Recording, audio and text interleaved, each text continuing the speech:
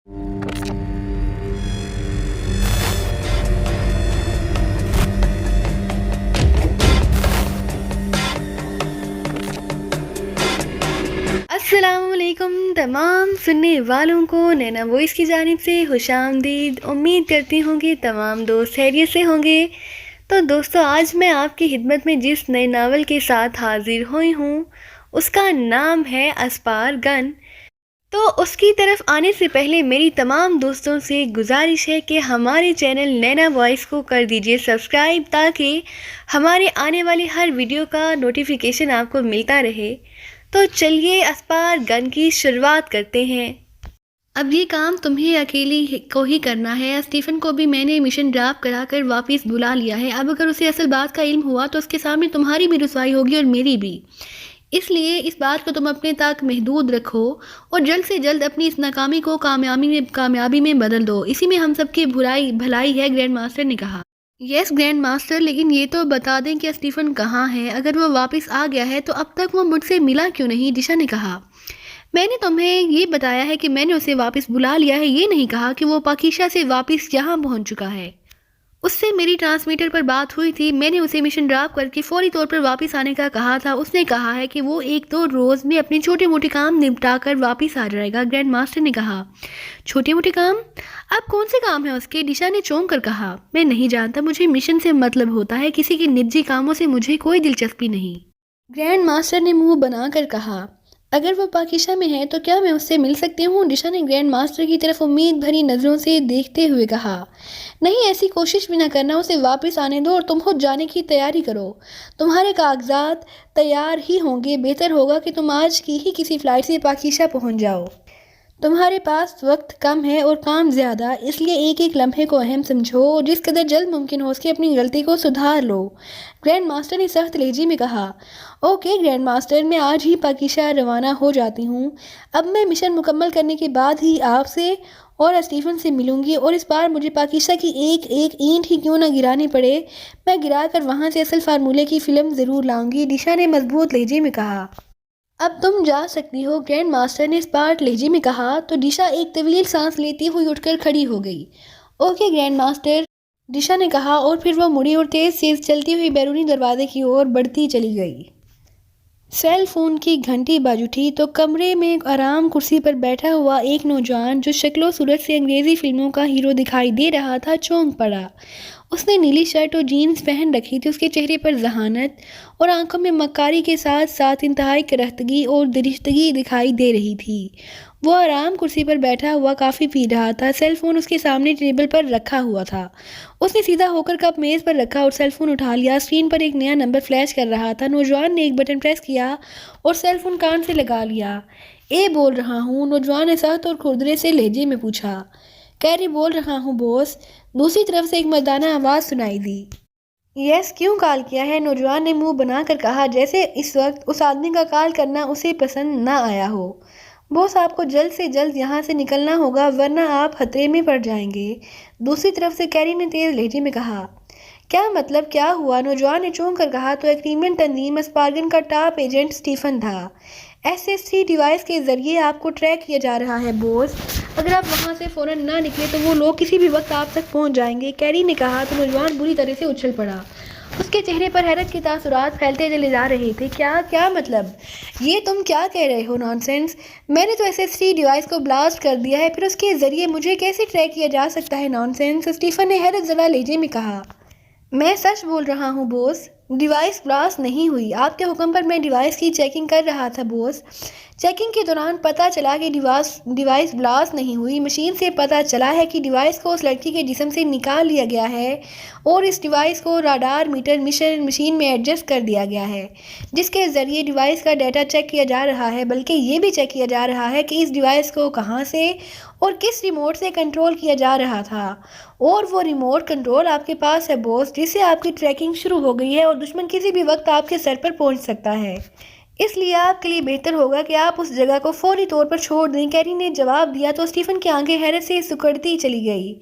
तुम होश में तो हो? SS3 को मैंने स्पेशल पावर रिमोट से ब्लास्ट किया था, फिर वो कैसे ब्लास्ट होने से बच सकती है? और वो डॉक्टर रुखसार? اسٹیفن نے حیرت زدہ لہجے میں کہا، ڈاکٹر رخسار بھی زندہ ہے بوس، آپ ایسا کریں کہ آپ فوراً میرے پاس آ جائیں، ڈیوائس کا سارا ڈیٹا میری مشین میں فیڈ ہو چکا ہے، آپ آ کر اپنی آنکھوں سے دیکھ لیں کہ اسے کیسے ٹریک کیا جا رہا ہے، کیری نے کہا تو اسٹیفن نے بے اختیار ہونٹ بھینچ لیے۔ ٹھیک ہے، میں تمہارے پاس پہنچ رہا ہوں، اسٹیفن نے کہا اور سیل فون کان سے ہٹا کر اس نے رابطہ ختم کیا اور ایک جھٹکے سے اٹھ کھڑا ہوا۔ اس نے فوری طور پر اپنا سارا سامان سمیٹ کر ایک بریف کیس میں ڈالا اور پھر وہ مین دروازے کی اور بڑھنے لگا اور پھر اس کمرے میں آ کر وہ دوسرے کمرے کی کھڑکی کی طرف لپکا۔ ابھی وہ کھڑکی کے قریب پہنچا ہی تھا کہ اسی لمحے اسے تیز اور انتہائی ناگوار بو کا احساس ہوا۔ اس نے سانس روکنا چاہا لیکن دیر ہو گئی تھی، گیس ایک لمحے میں اس کے دماغ تک پہنچ گئی، وہ لہرایا اور پھر الٹ کر گرتا چلا گیا۔ جس طرح اندھیرے میں دور جگنو سا چمکتا ہے، ایسے ہی روشنی کا ایک نقطہ اس کے دماغ میں ابھرا اور تیزی سے پھیلتا چلا گیا۔ کچھ ہی دیر میں اسے ہوش آ گیا۔ ہوش آتے ہی اس نے بے اختیار اٹھنے کی کوشش کی لیکن دوسرے لمحے اسے معلوم ہو گیا کہ وہ راڈز والی کرسی پر جکڑا ہوا ہے۔ کمرہ ہر قسم کے سامان سے عاری تھا، البتہ وہاں ایسی ہی کئی راڈز والی کرسیاں رکھی ہوئی تھیں۔ دیواروں پر نئے اور پرانے دور کے تشدد کرنے والے آلات لٹکے ہوئے تھے۔ کمرے میں سوائے اس کے کوئی دکھائی نہ دے رہا تھا۔ کیا مطلب یہ کون سی جگہ ہے اور مجھے یہاں کیوں لایا گیا ہے؟ اسٹیفن نے حیرت بھرے لہجے میں کہا۔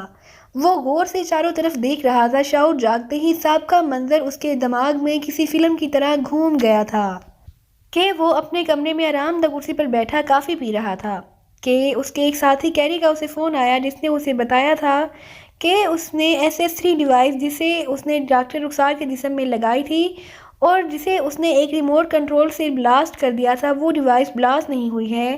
اس ڈیوائس کو نہ صرف ڈاکٹر رخسار کے جسم سے نکال لیا گیا ہے بلکہ اسے خصوصی مشین کے ذریعے چیک بھی کیا گیا ہے اور اس ڈیوائس کی مدد سے اسے ٹریک بھی کیا جا رہا ہے۔ کیری نے اسے فوری طور پر جگہ چھوڑنے کا کہا تھا۔ اسٹیفن وہاں سے نکلنا چاہتا تھا لیکن اس سے پہلے کہ وہ وہاں سے نکلتا اسے تیز اور ناگوار بو محسوس ہوئی جس سے وہ ایک لمحے میں بے ہوش ہو کر گر گیا تھا۔ اس کے بعد کیا ہوا تھا وہ کچھ نہیں جانتا تھا اور اسے اب یہاں نئی جگہ پر ہوش آیا تھا۔ کون ہے؟ کون لایا ہے مجھے یہاں؟ اسٹیفن نے چیختے ہوئے کہا۔ اس کی آواز پورے کمرے میں گونج اٹھی۔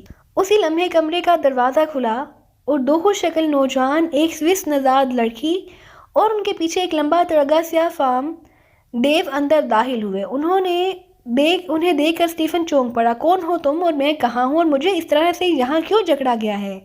انہیں دیکھتے ہی اسٹیفن نے پھٹ پڑنے والے انداز میں کہا، دھیرے بھائی دھیرے، ایک سوات اتنے سوال کرو گے تو میں جواب کیسے دوں گا؟ سب سے آگے آنے والے نوجوان نے چہکتے ہوئے لہجے میں کہا، تم کون ہو؟ اسٹیفن نے اس کی طرف غور سے دیکھتے ہوئے کہا۔ اس کے دماغ کے کسی حصے میں اس نوجوان کی تصویر موجود تھی لیکن اس وقت اس کا ذہن چونکہ ڈسٹرب تھا اس لیے اس کا دماغ اس چہرے کو پہچان نہیں رہا تھا۔ میں خدائی فوجدار ہوں اور یہ میرے چیلے اور یہ اکلوتی لڑکی میری چیلی ہے، نوجوان نے اسی طرح سے مسکراتے ہوئے کہا۔ وہ آگے آ کر سامنے پڑی ہوئی ایک کرسی پر بیٹھ گیا۔ سوئس نژاد لڑکی اس کے ساتھ دوسری کرسی پر بیٹھ گئی جبکہ دوسرا خوش شکل نوجوان اور سیاہ فام دیو ان کی سائڈوں میں کھڑے ہو گئے۔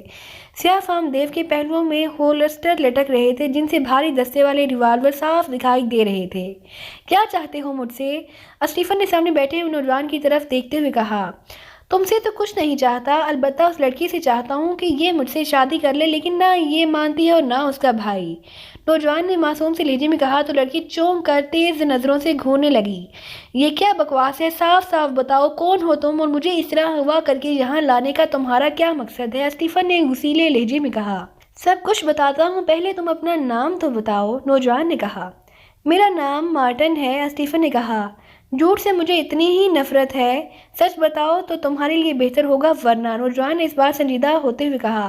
میں جھوٹ نہیں بول رہا، میرا نام مارٹن ہے، مارٹن ایمری، میرا تعلق کرانچ سے ہے، میں یہاں سیاحت کے لیے آیا ہوں، تمہیں میری بات پر یقین نہیں ہے تو میرا بریف کیس لاؤ، اس میں میرے سارے اوریجنل کاغذات موجود ہیں۔ کیا تمہارے ملک میں آنے والے سیاحوں کے ساتھ ایسا سلوک کیا جاتا ہے؟ اور برے لوگوں کے ساتھ برا، نوجوان نے کہا۔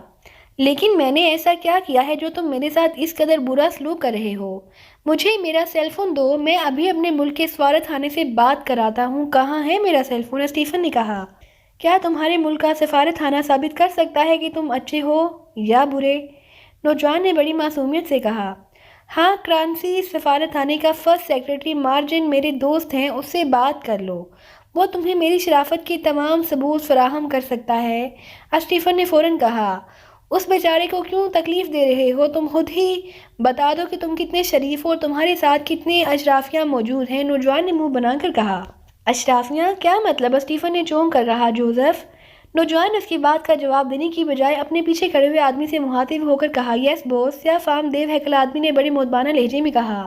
اسے یہاں لے آؤ، نوجوان نے کہا۔ اوکے بوس، سیاہ فام دیو ہیکل نے کہا اور پلٹ کر تیز تیز چلتا ہوا بیرونی دروازے کی طرف بڑھتا چلا گیا۔ کسے بلا رہے ہو اور تم ہو کون؟ اپنا نام تو بتاؤ، اسٹیفن نے کہا۔ تمہاری آنکھوں کی چمک بتا رہی ہے کہ تم مجھے بخوبی جانتے ہو، میرا نام اور میرے کام کا بھی تمہیں پتہ ہے۔ نوجوان نے اس کی آنکھوں میں آنکھیں ڈالتے ہوئے کہا تو اسٹیفن نے ہونٹ بھینچ لیے۔ نہیں، میں تمہیں نہیں جانتا اور نہ ہی میں نے پہلے کبھی تمہیں دیکھا ہے، اسٹیفن نے کہا۔ جھوٹ بولتے رہو گے تو کوے تمہارے سر پر چونچے مارنا شروع کر دیں گے اور تمہارا سارا سر گنجا کر دیں گے، نوجوان نے منہ بنا کر کہا۔ میں جھوٹ نہیں بول رہا، سمجھے تم؟ اسٹیفن نے گراتے ہوئے کہا۔ اسی لمحے جوزف اندر داخل ہوا، اس کے ساتھ ایک لڑکی کھڑی تھی۔ لڑکی پر نظر پڑتے ہی اسٹیفن کو اپنا دل بری طرح سے دھڑکتا ہوا محسوس ہوا۔ اس کے چہرے پر سے ایک رنگ سا آ کر گزر گیا۔ لڑکی سر جھکا گئی، وہ آہستہ آہستہ چلتی ہوئی آ رہی تھی۔ آؤ بیٹھو بہن، نوجوان لڑکی نے کہا اور سوئس نژاد لڑکی کو اشارہ کیا تو اس نے اس بات میں سر ہلا دیا اور اٹھ کر اس لڑکی کے پاس چلی گئی۔ وہ لڑکی کو ہاتھ سے پکڑ کر لائی اور اپنے ساتھ موجود ایک خالی کرسی پر بٹھا دیا۔ اسے پہچانتے ہو؟ نوجوان نے اسٹیفن سے مخاطب ہو کر کہا۔ نہیں، کون ہے یہ؟ اسٹیفن نے خود کو سنبھالتے ہوئے جواب دیا۔ اگر تم اسے نہیں جانتے تو پھر تم نے اس کے جسم میں SS-3 ڈیوائس کیوں لگائی تھی اور ریموٹ کنٹرول سے اس ڈیوائس کو بلاسٹ کر کے اسے ہلاک کرنے کی کوشش کیوں کی تھی؟ نوجوان نے اس کی طرف غور سے دیکھتے ہوئے کہا۔ تم کیا کہہ رہے ہو؟ میری سمجھ میں کچھ نہیں آ رہا۔ میں بس اتنا جانتا ہوں کہ تم نے مجھے یہاں لا کر بہت بڑی غلطی کی ہے۔ مجھے ایک بار آزاد کرو، میں اپنی سفارت خانے سے رابطہ کرنا چاہتا ہوں اور بس، اسٹیفن نے گراتے ہوئے کہا۔ کون سے سفارت خانے سے؟ کرانسی یا پھر ایکریمی؟ نوجوان نے مسکرا کر کہا۔ جو عمران تھا تو اسٹیفن بری طرح سے چونک پڑا۔ ایکریمیا سے میرا کوئی تعلق نہیں ہے، میں کرانسی نژاد ہوں اور فرانس سے ہی آیا ہوں، اسٹیفن نے گررا کر کہا۔ فرانس سے تو تم مارٹن ایمنے کے نام سے آئے ہو، جبکہ ایکریمیا میں تمہارا نام کچھ اور ہے۔ کیا نام ہے اس کا ٹائیگر؟ عمران نے پہلے اسے اور پھر اپنے ساتھی سے مخاطب ہو کر کہا۔ اسٹیفن، ساتھ کھڑے نوجوان نے کہا تو اپنا نام سن کر اسٹیفن کا سینے میں دھڑکتا ہوا دل رک سا گیا۔ اسٹیفن؟ کون اسٹیفن؟ اسٹیفن نے خود پر کنٹرول کرتے ہوئے کہا۔ وہی اسٹیفن جو ایکریمیا کی ٹاپ سیکرٹ ایجنسی اسپارگن کا ٹاپ ایجنٹ ہے، عمران نے مسکراتے ہوئے کہا تو اسٹیفن اسے گھور کر رہ گیا۔ تمہیں کوئی غلط فہمی ہوئی ہے، نہ میں اسٹیفن ہوں اور نہ ہی میرا کسی ایجنسی سے کوئی تعلق ہے، میں فرانس سے آیا ہوں، تم میرے کاغذات دیکھ سکتے ہو، اسٹیفن نے کہا۔ تمہارے کاغذات اور تمہارا سامان ہم دیکھ چکے ہیں، جو کچھ تم بظاہر تھے اور جو تم در حقیقت ہو، تمہارا سب کچھ ہمارے سامنے ہے، عمران نے مسکراتے ہوئے کہا۔ کیا مطلب؟ تم کیا کہنا چاہتے ہو؟ اسٹیفن نے چونکتے ہوئے کہا۔ تمہیں شاید اس بات کا اندازہ نہیں ہے کہ تمہارا میک اپ صاف ہو چکا ہے، کہو تو آئینہ دکھاؤں؟ عمران نے مسکراتے ہوئے کہا تو اسٹیفن کو اپنا سانس رکتا ہوا محسوس ہوا۔ Make up? اس کے منہ سے نکلا۔ ہاں، ایسے تمہیں یقین نہیں آئے گا، جوزف اسے آئینہ لا کر دکھاؤ، بیچارے نے کافی عرصے سے اپنا اصل چہرہ نہیں دیکھا ہوگا، دکھا دو اسے اس کا اصل چہرہ، عمران نے جوزف سے مخاطب ہو کر کہا تو جوزف سائیڈ میں موجود ایک الماری کی اور بڑھ گیا۔ اس نے الماری کھول کر اس میں سے ایک آئینہ نکالا اور اسے لے کر واپس آ گیا۔ وہ اسٹیفن کے سامنے آیا اور پھر اس نے آئینہ اس کے سامنے کر دیا۔ آئینے میں اپنا چہرہ دیکھ کر اسٹیفن نے بے اختیار ہونٹ بھینچ لیے۔ تم نے میرا میک اپ کیسے صاف کر دیا عمران؟ میں نے تو metal kite plus make up کر رکھا تھا، جسے نہ تو کسی صورت میں چیک کیا جا سکتا ہے اور نہ واش کیا جا سکتا ہے، اسٹیفن نے ہونٹ چباتے ہوئے کہا۔ ارے واہ، آئینہ دیکھتے ہی تمہارا تو دماغ بھی روشن ہو گیا ہے اور تمہیں میرا نام بھی یاد آ گیا ہے، عمران نے ہنستے ہوئے کہا تو اسٹیفن ایک طویل سانس لے کر رہ گیا۔ ظاہر ہے جب تم نے میرا میک اپ صاف کر دیا ہے تو پھر مجھے تم سے خود کو چھپانے کی کیا ضرورت ہے، اسٹیفن نے منہ بنا کر کہا۔ اسے عقل مندی کہتے ہیں اور مجھے عقل مند لوگ اچھے لگتے ہیں، عمران نے مسکرا کر کہا۔ بتاؤ تم نے میرا میک اپ کیسے چیک کیا اور اسے صاف کیوں کیا، اسٹیفن نے اسے گھورتے ہوئے کہا۔ کسی لوشن یا کسی میک اپ واشر سے واقعی تمہارا میک اپ صاف نہیں ہوا تھا، لیکن مجھے شک تھا کہ تم میک اپ میں ہی ہو۔ میں نے خنجر کی نوک کا استعمال کیا اور جب میں نے تمہارے چہرے پر خنجر کی نوک سے ہلکا سا کٹ لگایا تو مجھے یقین ہو گیا کہ تمہارے چہرے پر میک اپ ہے۔ میں نے تمہارے چہرے کے ٹریسر حاصل کیے اور پھر لیبارٹری میں جا کر جب تجزیہ کیا تو مجھے معلوم ہو گیا کہ تم نے میٹل کائک پلس میک اپ استعمال کر رکھا ہے، جسے واقعی سائنسی آلات سے چیک نہ کیا جا سکتا ہے اور نہ ہی کسی میک اپ واشر سے صاف کیا جا سکتا ہے۔ اس میک اپ کو صاف کرنے کا ایک سمپل سا طریقہ ہے کہ تمہارے چہرے پر الکوہل لگا دیا جائے۔ الکوہل چند ہی لمحوں میں اس میٹل کائک پلس میک اپ کو بھاپ بنا کر غائب کر دیتا ہے۔ چنانچہ ایسا ہی ہوا، اور جیسے ہی میرے سامنے تمہارا اصل چہرہ آیا میں نے تمہیں پہچان لیا، اور اس کے بعد معلومات فراہم کرنے والی ایک خفیہ آرگنائزیشن سے تمہارا سارا کچا چٹھا سامنے آ گیا۔ عمران نے مسکراتے ہوئے کہا، اوہو، جو بھی ہے تم نے مجھے یہاں لا کر اچھا نہیں کیا۔ میں ان ایجنٹوں میں سے نہیں ہوں جو تم سے ڈرتے ہوں یا تمہارے سامنے اپنا منہ کھول دیتے ہوں، اسٹیفن نے کہا۔ میں نے کب کہا کہ تم عام ایجنٹ ہو؟ میں تو بڑی شرافت سے اور نہایت نرم لہجے میں تم سے بات کر رہا ہوں۔ اگر تم عام ایجنٹ ہوتے تو تم اس طرح سے آرام سے نہ بیٹھے ہوتے۔ میرے ساتھی اب تک تمہارا منہ کھلوانے کے لیے تمہارا حلیہ بگاڑ دیتے، تمہاری بوٹیاں اڑا دیتے۔ تم ٹاپ ایجنٹ ہو، اور ٹاپ ایجنٹ خصوصی طور پر تربیت یافتہ ہوتے ہیں جن پر ہر قسم کا تشدد بیکار ہوتا ہے۔ میں تمہاری ہڈیوں کا سرما بھی بنا دوں تب بھی تم اپنی زبان نہیں کھولو گے، عمران نے بڑے اطمینان بھرے لہجے میں کہا۔ پھر تم نے مجھے اس طرح کیوں جکڑ رکھا ہوا ہے؟ اسٹیفن نے ہونٹ چباتے ہوئے کہا۔ اس لیے کہ تم سے دوستانہ انداز میں بات کر سکوں، عمران نے اسی انداز میں کہا۔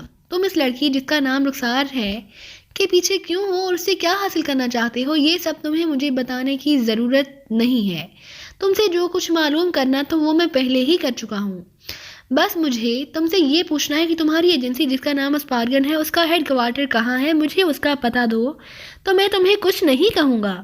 میں تمہیں چھوڑ دوں گا، پھر تم کریمیا جا کر اپنی منگیتر ڈشا کے ساتھ جہاں مرضی چلے جانا، میں تمہیں نہیں روکوں گا۔ عمران نے کہا، ڈشا؟